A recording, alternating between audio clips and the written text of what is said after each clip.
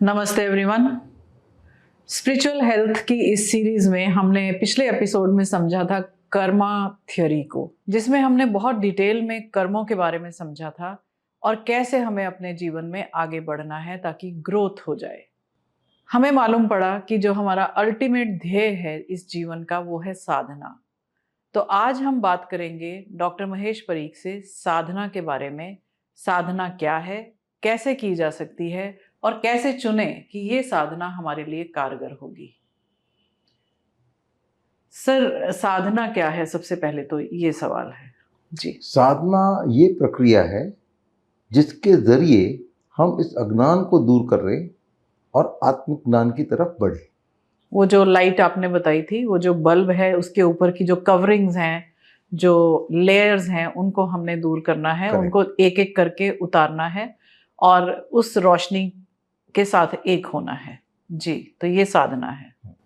ये साधना पथ है, साधना मार्ग है जो हमें हमारे गंतव्य स्थान तरफ ले जाता है। और उसके आजू बाजू इच्छाओं का जंगल है। ओके, साधना हमें एक गंतव्य स्थान तक ले जाएगा और उसके आसपास का जो एरिया है वो हमारी इच्छाएं हैं जी। और हम इस इच्छा के जंगल में घूमते रहते हैं और हमारे जो पसंदीदा के फल और फूल है वो मिलते हैं, इसलिए खुश भी होते हैं। साथ में कांटे चुभते हैं, इसलिए रोते भी हैं जी। और हम इस जंगल में मंगल करना चाहते हैं। वहाँ सब क्लियरिंग करके हमारे जो चहीते फल और फूल है उसको बोना चाहते हैं। और सबके चहीते अलग अलग है, इसलिए झगड़े होते हैं कि यहाँ क्या बोया जाए। असल में करना क्या है कि हमको इस इच्छाओं के जंगल से निकलना है बाहर, साधना पथ पे आना है और आगे बढ़ना है ताकि हम अपनी मंजिल तक पहुंच सके। ओके, तो हम जैसे हम कहते हैं कि जो संसार के जो मेले में हम गुम हो जाते हैं, जो आपने लास्ट टाइम कहानी भी सुनाई थी, तो हम अपनी मंजिल को छोड़कर हम आसपास उसी जगह पर घूमते रहते हैं और अपनी कोई भी ऊंचाई तक नहीं पहुंच पाते और अपनी मंजिल की तरफ बढ़ते ही नहीं हैं, इसी में ही घूमते हुए रह जाते हैं। तो सर, कैसे पता लगाएं कि फर्स्ट स्टेप क्या है? चलिए, हमें पता भी चल गया कि हमें इस जंगल में या इस मेले में नहीं रहना है, हमें अपने उन्नति के मार्ग पर चलना है। पहले तो वो मार्ग ढूंढे कैसे, फिर उसकी तरफ बढ़ने के लिए पहला कदम कैसे उठाएं? तो ये जो जंगल में से बाहर आने की बात है वो शुद्धिकरण है। अच्छा, शुद्धिकरण, पहला स्टेप तो ये है। अच्छा, शुद्धिकरण करना है जी। उसके बाद ये ऊर्ध्वीकरण है जो हम आगे बढ़ते गए जी और मंजिल तक पहुंचे तो वो एकीकरण है। जो जब हम वो शुद्ध आत्मा के साथ एक हो जाते हैं तो वो एकीकरण हुआ। तो साधना पथ पर चलने के लिए हमारे पास 3 स्टेप्स हैं। पहला है शुद्धिकरण, दूसरा है उद्वीकरण और तीसरा है एकीकरण। शुद्धिकरण में हम क्लेंजिंग प्रोसेस है, इसके बारे में मैं डिटेल में आपसे चर्चा करना चाहूंगी। उद्वीकरण है जब हम उस रास्ते पर चल पड़ते हैं जो प्रगति का मार्ग है, और तीसरा मार्ग है जब हम वहां पहुंच गए तो हम एक हो जाते हैं उस शुद्ध आत्मा के साथ। तो शुद्धिकरण का क्या मतलब है? शुद्धिकरण मानी अशुद्धि क्या है उसको निकालना। तो अशुद्धि क्या है? हमारी इच्छा है। अच्छा, हमारी इच्छाएं सबसे बड़ी अशुद्धि हैं। तो अपनी इच्छाओं को निकालेंगे तो शुद्धिकरण अपने आप होता चले जाएगा। तो सर, जैसे शुद्धिकरण की बात करें तो शुद्धिकरण को थोड़ा हम इलेबोरेट कर सकते हैं। जैसे आपने कहा कि इच्छाओं को दूर करना ही आपका शुद्धिकरण है। तो फिजिकल बॉडी, जैसे मन के विचार जो हैं उनको शुद्ध रखना, शरीर को शुद्ध रखना और कर्मों को शुद्ध रखना, प्लस साथ में जो आपने बताया इच्छाओं का त्याग करना, यही एक शुद्धिकरण का तरीका है। तो है तो बहुत मुश्किल, लेकिन फिर भी यदि कोई कोशिश करे तो उसको तो बहुत वक्त लग जाएगा शुद्धिकरण करने में। तो उद्वीकरण होगा ही नहीं, कि पहले शुद्धिकरण पूरा हो जाना चाहिए फिर उद्वीकरण होगा। नेचुरली समझो कि कोई विद्यार्थी जी स्कूल से भाग गया है, बंक मारो और जाके मौज मस्ती करता है, तो उसकी उन्नति तो नहीं होने वाली जी। तो उसको अगर उन्नति करनी है तो पहले स्कूल में तो आना पड़ेगा ना। उसके लिए जो उसको बाहर मजा आ रहा है उसको छोड़ना पड़ेगा, जी जी। लेकिन वो तो इच्छुक है, उसी में उलझा रहे। हम्म हम्म। तो वो जब तक नहीं छोड़ता है तो वो छोड़ना ही शुद्धिकरण हुआ। अच्छा, तो अपनी इच्छाओं को, अपनी लाइक्स को और डिसलाइक्स को भी छोड़ देना ही एक शुद्धिकरण का सबसे पहला स्टेप है, और फिर पूरी तरह शुद्धि होने के बाद ही आपको उद्वीकरण का मार्ग मिलेगा। वेरी मानी जो इंटरेस्टिंग। हमने देखा था बी से बी आर तक आना, हाँ जी। ये शुद्धिकरण का प्रोसेस है। जो अनरियलिस्टिक बिलीफ से रियलिस्टिक बिलीफ्स में आना ही एक शुद्धिकरण का मार्ग है। तो ये हमने इमोशनल और सोशल वेलनेस के जो एपिसोड्स थे उसमें आप देख सकते हैं, जिसमें स्टेप बाय स्टेप सिखाया गया था कि आप अपनी इमोशनल डिस्टर्बेंस को कैसे दूर कर सकते हैं। जब आपकी इमोशनल डिस्टर्बेंस दूर हो जाती है तो आप समझिए कि काफी हद तक शुद्धिकरण हो गया है जी। तो उसके बाद उद्वीकरण, तो उसमें कैसे पहुंचा जाए? तो ऊर्ध्वीकरण के कई रास्ते हैं। जी। भक्ति मार्ग है, ज्ञान मार्ग है, कर्मयोग है, राजयोग है, प्राण योग है। अच्छा और इसमें से सब मार्ग बराबर है। अच्छा उसकी तुलना करना ही उचित नहीं है, अच्छा। क्योंकि यही सब मार्ग एक ही मंजिल तक लेके जाते हैं। तो कोई भी मार्ग आप चुन सकते हैं, भक्ति मार्ग, ज्ञान मार्ग, जो कर्म। आपको सूट करती है। हाँ, तो जो आपको सूट करता है, जो भी मार्ग आपको पसंद आता है, चाहे वो ज्ञान मार्ग है, भक्ति मार्ग है, या फिर कर्म योग है, या फिर राजयोग है, इनमें से जो भी आपको पसंद है वो मार्ग चुन सकते हैं, क्योंकि जैसा बताया कि आपका जो ध्येय है वो एक है और ये सारे मार्ग आपको उसी मंजिल तक लेकर जा रहे हैं। अब सर, जैसे हमने जब इमोशनल वेलनेस की बात की थी और हमने स्वभाव को समझने की कोशिश की थी, ऊर्ध्वीकरण का जो मार्ग है वो क्या हम अपने स्वभाव के अनुरूप चुनते हैं? एग्जैक्टली। अच्छा जैसे जो सेंशियन फैकल्टी में प्रखर है जी। वो भक्ति मार्ग चुनेगा, अच्छा जो रैशनल फैकल्टी में है वो ज्ञान मार्ग चुनेगा, जी। जो जिसकी कॉग्निटिव फैकल्टी स्ट्रांग है वो कर्मयोग चुनेगा। ओके, तो ये सारे मार्ग बराबर हैं। आप अपने स्वभाव के अनुरूप, अपनी फैकल्टीज जो आपकी स्ट्रांग हैं, जो कैपेसिटीज आपकी स्ट्रांग हैं, उनके अनुरूप आप अपना मार्ग चुन लेते हैं, और वो मार्ग में आपको गिल्ट आने की ज़रूरत नहीं है कि मैं भक्ति नहीं कर पाता हूँ, या मैं बहुत सारी पुस्तकें नहीं पढ़ पाता हूँ, या मैं बहुत सारा कर्म नहीं कर पाता हूँ। जो भी आपको सूट करता है, अपने स्वभाव के अनुकूल है, लेकिन इच्छाओं को छोड़कर आप उस मार्ग पर चलेंगे तो आपको ज़रूर आपका उद्वीकरण होगा, ग्रोथ होगी जी। और यहाँ काफी स्टेज भी है। अच्छा, इसमें भी स्टेप्स हैं और स्टेजेस हैं जी। जैसे कोई अगर स्कूल जाता है तो पहले दिन नहीं मांगते मुझे ऐसे सर्टिफिकेट दे दीजिए, जी। उसको कहा जाएगा ऐसे तुम 10 साल तक आते रहो तब जाके तुम्हें मिलेगा। जी जी। तो इसमें कंसिस्टेंसी जरूरी है। जरूरी है जी। एक दिन की पढ़ाई में नहीं होता है जी। तो मतलब उद्वीकरण मार्ग भी जो है उसमें बहुत लंबा रास्ता तय करना है और बहुत एफर्ट जाता है, और उसमें आपको कंसिस्टेंटली लगे रहना है। सर, ये किसी दर्शक ने पूछा था हमसे कि साधना यदि करनी है तो वो मुश्किल क्यों होती है, क्यों हमें डिफिकल्टी होती है साधना करने में? जी। देखिए, कोई विद्यार्थी 5वीं कक्षा पास करता है और 6ठी में जाता है जी। तो उसको अभी क्या पढ़ना चाहिए, 5वीं का या 6ठी का? 6ठी का। अब आसान कौन सा होगा, मुश्किल कौन सा होगा? 5वीं का दोबारा पढ़ेगा तो उसको आसान लगेगा। और 6ठी का थोड़ा मुश्किल होगा। हाँ। वो कहे नहीं ये तो मुश्किल है मैं तो आसान करता हूं, तो क्या होगा? तो मतलब आपने जो रास्ता पार कर लिया उससे नेक्स्ट आप आगे चलो। हाँ। जहां आप कंफर्टेबल होने लगे तो समझो कि अब आपको नेक्स्ट लेवल पे जाना वो है। आपका काम हो गया। अच्छा। जैसे हम जिम में जाते हैं, वेट लिफ्टिंग करते हैं, तो कौन से वेट उठाते हैं? वो वेट नहीं उठाते जिससे हम खेल सकते हैं जी। या वो भी नहीं उठाते जिससे हम फ्लैट हो जाएंगे। वो वेट्स उठाते हैं जो हमारी क्षमता से जरा परे है। ओके। अब वो आसान हो गया तो उसको छोड़ देते हैं और तो उसका नेक्स्ट नेक्स्ट स्टेप स्टेप पे उठाते हैं। जी जी जी वो करेंगे तो ही हमारे मसल स्ट्रांग होंगे ना। जी जी। तो मतलब ये है कि जिस भी पथ पे जो भी आपने रास्ता चुना है उसमें लगातार चलते रहें और आगे बढ़ते रहें, उस लेवल से ऊपर के लेवल पे जाएं, तभी आपकी ग्रोथ होती है।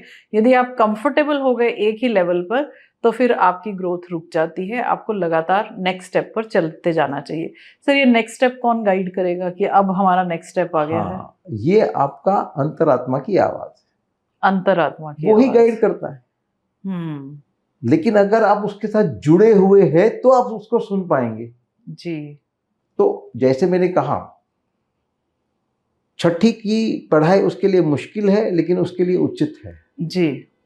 अब उस विद्यार्थी को पढ़ना अच्छा लगेगा या खेलना अच्छा लगेगा? खेलना अच्छा खेलना लगेगा। अच्छा।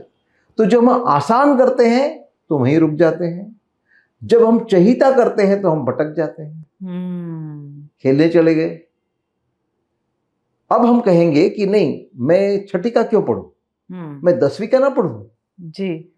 तो ये आपके बस के बाहर की बात है, वो भी नहीं हो पाता है। जी। माने इतनी बड़ी छलांग हम नहीं लगा सकते हैं, हमारी जी। क्षमता के बाहर है। जी। जी। जी। अब समझो कि आप पढ़ रहे हो और वहां से आपने कुछ अच्छा जाना, अच्छा सीखा, आप बहुत खुश हो गए, और जो जानकारी मुझे हासिल हुई वो सबको मिले, इस हिसाब से आप सबको पढ़ाने बैठ गए। तो क्या होगा? तो भी आपकी प्रगति रुक गई। जी। और वो क्यों पढ़ाने बैठ गए? भावना बहुत अच्छी है जी। कि जो लाभ मुझे हुआ सबको हो, लेकिन इसमें आपको श्रद्धा नहीं है कि जिसने तुम्हारे लिए इंतजाम किया है उसने सबके लिए किया है। अच्छा, तो जब आप अपनी जो अचीवमेंट्स हैं और आपको लगता है इससे मुझे लाभ हुआ है, तो सबको ये लाभ हो, ये भाव अच्छा हो सकता है, लेकिन वो आपकी प्रगति के लिए सहायक नहीं है। आपको ये लगता है कि आप ये ज्ञान देंगे सब लोगों को तो तभी उनको ज्ञान मिलेगा। आपको ये विश्वास नहीं है कि जिसने आपको वो ज्ञान दिया वो बाकी लोगों को भी दे देगा। तो ये तो बहुत अच्छी बात है। तो सर फिर कैसे तय करें? मानी हमको तय करना ही नहीं है, हमारे लिए ऑलरेडी तय किया गया है, उसको ढूंढ निकालो। कैसे पता करें? हाँ, वो अपने अंतरात्मा से बात करनी है।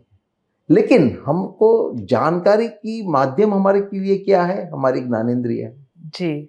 और उसी पे हम अटक गए जी। एक अंदरूनी दरवाजा है, वो open the doors with in. जो अंदर का दरवाजा है वो खोलो, अपने अंतरात्मा से कांटेक्ट में आओ, वही तुम्हें गाइड करेगा। और वो सब बता देते हैं, सब बताते और सही बताते। जैसे कोई विद्यार्थी अपना सिलेबस तय नहीं करता है जी, वो तय किया गया है, उसको वो सिर्फ फॉलो करना है। ओके, तो हमें अपना जो सिलेबस है उसको डिस्कवर करना है, वो ऑलरेडी बनाया जा चुका है। स्टीफन कोवी ने कहा है, the agenda of life has to be discovered, not invented. Okay, so we don't have to create our own agenda, it is already there, right. तो सर जैसे इस भक्ति मार्ग में या स्पिरिचुअल मार्ग में गुरु की आवश्यकता होती है? शुरू में होती है। अच्छा। और गुरु का काम क्या है? आपको अपने अंतरात्मा से मिलाना। अच्छा। वो गुरु बाहर से धक्का देता है, वो गुरु जो आपसे चंपी कराता है वो तो सूडो गुरु है। अच्छा। सही गुरु जो है वो तो आपको अपने ही अंतरात्मा से मिलाता है। ओके, तो जो सच्चा गुरु होगा वो आपको वापस वो जो डोर विद इन वाली आपने बात कही है वहीं पर ले जाएगा, आत्मज्ञान आत्मदर्शन कराएगा, और फिर आपका रास्ता जो है वो सशक्त होगा। जी, ओके। तो उद्वीकरण, शुद्धिकरण तो बहुत मुश्किल लग ही रहा है, उद्वीकरण और भी मुश्किल लग रहा है क्योंकि आपने खुद ही बताया कि जहाँ कंफर्टेबल होने लगो तो नेक्स्ट स्टेप पे चले जाओ, और सबसे ज़रूरी बात है कि मार्गदर्शन भी चाहिए, तो गुरु की भी आवश्यकता हो सकती है, लेकिन अल्टीमेटली अंतरात्मा तक पहुंचना है, इनर सेल्फ को ढूंढना है। ठीक है, तो उसके बाद का स्टेप तो एकीकरण है। आपने जो थर्ड स्टेप बताया है वो तो हमें उद्वीकरण के बाद मुझे लगता है स्वयं ही मिल जाएगा। जी। तो ऊर्ध्वीकरण में क्या होता है कि शुद्धिकरण के लिए दो चीजें आवश्यक है, एक वैराग्य और अभ्यास। वैराग्य और अभ्यास, ओके। तो वैराग्य मानी क्या कि बाहर की जो सांसारिक चीजें हैं उसकी तरफ डिटैचमेंट, उसको अहमियत न देते हुए तुम अपने अंतरात्मा को अपनी उन्नति के इंपॉर्टेंस देते हो और उस मार्ग पे आते हो। जी। तो ये जो है बाहरी चीजों से हमने विड्रॉ कर लिया। ओके। ऊर्ध्वीकरण में बाहरी चीजें नहीं, आपका ही जो इंफ्रास्ट्रक्चर है उससे आपको विड्रॉ करना है। जैसे कि हम क्या है, हम ये अपना शरीर ही मैं हूं ऐसा मानते हैं। ओके। तो उस शरीर भाव से मुक्त हुए तो एक ग्रंथि भेद हुआ। अच्छा, तो मतलब जैसे शुद्धिकरण में आप संसार से दूर जा रहे हैं, उद्वीकरण में आप अपनी ईगो और अपने पर्सनालिटी और अपने शरीर भाव से, मन, अपने विचारों से भी डिटैच हो रहे हैं। जी। तो वो डिटैच होते होते आप फिर अल्टीमेटली उस दिव्यता में एक रूप हो जाते हो। ओके, वेरी इंटरेस्टिंग, बहुत बढ़िया। जी। तो जो हमें प्राप्त करना है वो बाहर नहीं है, वो सब हमारे भीतर हम है। भीतर ही। इसलिए प्राप्त से प्राप्ति, हम्म। जो ऑलरेडी आपके भीतर है उसको ही प्राप्त करना है, उसको अनकवर करना है। It's a process of unlearning. हमने बहुत कुछ गलत सीख लिया है, उसको भुला दो। अच्छा, तो हम जो जब से पैदा हुए हैं वही जो अनरियलिस्टिक बिलीव्स और वैल्यू सिस्टम, ये सब जो भी हमने इम्बाइब किया है, धीरे धीरे अनलर्न करना है, उन सबको छोड़ना है, और जो चाहिए वो हमारे भीतर है। जी, बहुत सुंदर। तो जब हम इस साधना मार्ग पे होंगे तो किसी भी परिस्थिति से विचलित नहीं होंगे। उसको समझाने के लिए एक कहानी कहूं कि एक राजकुमार था जी। वो बचपन में मेले में खो गया और उसके माँ बाप जो राजा रानी थे उसके विरह में मर भी गए। अच्छा। अब ये जो खोया हुआ राजकुमार था एक गांव में रहता था। अच्छा। वहां मंदिर में रात भर सो जाता, दिन भर गांव में भीख मांगता। ठीक है। किसी के यहाँ अगर पार्टी है तो उसको मिठाई मिले तो खुश हो जाता था, कोई उसको भगा देता था तो उसको गुस्सा आता था, कोई उसको चिढ़ाता था तो वो उदास हो जाता। अब वहां से एक जब सैनिक गुजर रहा था तो उसने उसके कंधे पे एक चिन्ह देखा और उसको लगा कि शायद यही वो खोया हुआ राजकुमार है। जी। इसलिए प्रधानमंत्री को इत्तला की, पूरा प्रधानमंडल उतर आया, इन्होंने ये चिन्ह देखा और कहा यही वो राजकुमार है। तो उसको पकड़ के लेके जाने लगे। तो ये तो घबरा गया कि क्यों मुझे पकड़ा क्यों है, मैंने क्या गुनाह किया। तो उसने कहा नहीं, वाकई ही तुम राजकुमार हो, ऐसे तुम्हें नहीं जीना। उनको राजमहल लेके गए और 1 साल बीत गया। 1 साल के बाद उस राजकुमार ने सोचा कि साल पहले मैं कहाँ था। अब वो जो फटे हुए कपड़े थे उसने संभाल के रखे थे, वही पहन के वही गांव में जाके भीख मांगने लगा। अब की बार अगर मिठाई मिली तो खुश नहीं होता था, अगर किसी ने उसको भगा दिया तो दुखी नहीं होता था। क्यों? क्योंकि उसको अब एहसास था कि वो राजकुमार है।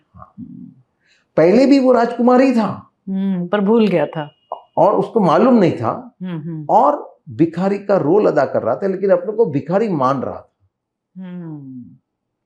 अभी भी वो राजकुमार ही था, लेकिन उसको मालूम था मैं राजकुमार हूं और मैं भिखारी का रोल कर रहा हूं। मानी वो अपने रोल के साथ आइडेंटिफाई नहीं हुआ, एक रूप नहीं हुआ, अपने को भिखारी मानने नहीं लगा। तो अपना रोल अदा कीजिए, लेकिन आप वो है ऐसा मत समझिए। मतलब हम ये मानकर चलें कि हम शुद्ध आत्मा ही हैं, और हम यहाँ पर जो कर रहे हैं वो एक रोल है, उसके साथ अटैच ना हो, उसको निभाते रहें, उसको करते रहें जो हमने कर्मा थ्योरी में सीखा है, नियत कर्म उनको करते रहें, लेकिन साथ साथ ये स्मृति में रखें, ये ना भूलें कि हम कौन हैं, हमारा जो असली स्वरूप है वो क्या है। जी। तो ये जो याद रखना है ये स्मृति, वो स्मरण शक्ति नहीं है। स्मृति मानी आप किस मकसद से जीवन में आए हो, वो एट द बैकग्राउंड वो कॉन्स्टेंटली याद रखना जरूरी है। ओके। वो हम भूल जाते हैं तो भटक जाते हैं। जब हम कहीं जाते हैं तो वहां जिस मकसद से गए वो खत्म होने के बाद हमें याद रहता है ना, घर वापस आना है। जी। किसी को याद दिलाना पड़ता है कहाँ जाना है, वो तो constant at the back of the mind है। तो इसी तरह हम किस मकसद से आए ये हमें हमेशा याद रहे, वो स्मृति। ओके, और हम डेमेंशिया में जी रहे हैं, हम भूल गए कि हमने कहाँ जाना है, हम क्यों आए थे, क्या करने आए थे। इसी वजह से हम भटकते भी हैं। तो ये बात बहुत अच्छी कही सर आपने। Smriti is the constant remembrance of our own self. कहाँ से आए हैं, क्या कहाँ जाना है। जैसे कोई अगर एक्टर है, वो नाटक में काम करता है, राजा का रोल करता है, तो खेल खत्म होने के बाद अपना पगार लेने तो जाता है ना। जी जी जी। वो अपने मैं तो राजा हूं, मैं क्या पैसा लूं, ऐसा नहीं कहता है। जी जी। तो हमें अपने रोल के साथ आइडेंटिफाई नहीं करना है, उसको निभाना जरूर है, लेकिन हम सब राजकुमार राजकुमारी है जो राजा बनने लायक है जी, लेकिन भिखारी की तरह जीते हैं। तो ये याद रखना कि हम जो हैं, हमारा जो असली स्वरूप है वो हमेशा हमें याद रहे, रोल अदा करते रहें, अपने रोल को सच्चाई से निभाएं, लेकिन अंदरूनी जो अपनी जो पहचान है उसको ना भूलें। बहुत मानी सुंदर। एक साक्षी भाव आता है, आजू बाजू जो घट रहा है उसकी तरफ साक्षी भाव है, उसको आप देख रहे हैं लेकिन उसमें उलझ नहीं जाते हो। जैसे समझो कि कोई नाटक में काम कर रहा है, तो नाटक में उसकी एंट्री है, एग्जिट है, री एंट्री है, री एग्जिट है जी। अब एग्जिट और री एंट्री के बीच में वो क्या करेगा? Wait in the wings. Wait in the wings. अगर स्टेज पे कोई फ्लावर वास गिर गया तो जाके सीधा करेगा? नहीं। या स्टेज पे दो लोग झगड़ रहे हैं तो उसको जाके अलग करेगा? नहीं। They also serve who wait and watch. हम कूद पड़ते हैं। साक्षी भाव रखना है। साक्षी भाव रखना है। तो जो हो रहा है होने दें, यदि उसमें हमारा रोल है तो उसको निभाएं, नहीं है तो विटनेस करें, साक्षी भाव में रहें। जी जी, ये बहुत सुंदर बात है। समझो आप नाटक में काम कर रहे हो और डायरेक्टर ने आपको स्क्रिप्ट की कॉपी दी है और आपके डायलॉग्स मार्क आउट करके दिए जी। आपको क्या करना है? अपने डायलॉग याद करने हैं, बोलना और रोल निभाना है जी। उसके बजाय आप स्क्रिप्ट लेके बैठते हो और उसमें करेक्शन करते हो। ओके। मैं ऐसा नहीं कहूंगी, मैं ऐसा कहूंगी, मैं ऐसा नहीं करूंगी, मैं ऐसा करूंगी। मतलब हम डायरेक्टर के अगेंस्ट या डायरेक्टर ने जो दिया है उसके खिलाफ या उसके अलावा भी कुछ करना चाहते हैं। और न केवल आपका रोल, अब दूसरों का रोल भी सुधार रहे हैं। ओके। हाँ, उसको ये करना चाहिए था, उसको ये करना चाहिए। यस यस, ये तो बहुत करते हैं हम। और न केवल आप, बाकी सब एक्टर एक्ट्रेस वही कर रहे हैं। हाँ, वो हमारे रोल्स लिख रहे हैं, हम उनके रोल्स लिख रहे हैं। True, very true. तो फिर नाटक का क्या होता है? तभी तो हम सब केओस में हैं। हाँ। अब हमको फॉलो कौन सा करना चाहिए, डायरेक्टर की स्क्रिप्ट या अपनी पर्सनल स्क्रिप्ट? ऑब्वियसली डायरेक्टर की स्क्रिप्ट। तो पर्सनल स्क्रिप्ट का क्या करें? उसको तो धीरे धीरे भूल जाएं, उसको तो उसको फाड़ दो, फेंक दो, जला दो, डुबो दो। ओके। वही आपके बीच में आती है। हाँ, ये इच्छाएं तो है ना फिर। हाँ। तो यही इच्छाएं हैं, डिजायर्स हैं, लाइक्स हैं, डिसलाइक्स हैं, जो हम चाहते हैं कि हमारी जिंदगी हमारी तरह से, हमारी इच्छा के मुताबिक बीते, ना कि हमारी जिंदगी बल्कि और हमारे आसपास के लोगों की भी जिंदगी हम खुद बनाना चाहते हैं और अपनी मर्जी से उनके भी रोल्स लिखते हैं। इसी वजह से रिलेशनशिप में प्रॉब्लम्स, इसी वजह से हमारी लाइफ में प्रॉब्लम्स, और इसी वजह से हमने अपने आप को मेस में डाल दिया है, केओस है हमारे जीवन में। तो ये तो बहुत ही अच्छी बात बताई सर। हम जितना भी इससे सीख पाएँ और अपने जीवन में उतार पाएँ वो हमारे लिए बहुत अच्छा हो जाएगा। तो 3 पथ हमने लेने हैं। सबसे पहला तो शुद्धिकरण, फिर उद्वीकरण और एकीकरण तो हो ही जाएगा। उसके भी रास्ते सर ने हमें स्टेप्स सिखाए हैं कैसे करना है। तो बहुत ध्यान से इस एपिसोड को दोबारा भी देखिएगा ताकि अपने जीवन को और बेहतर बना सकें। Thank you so much sir.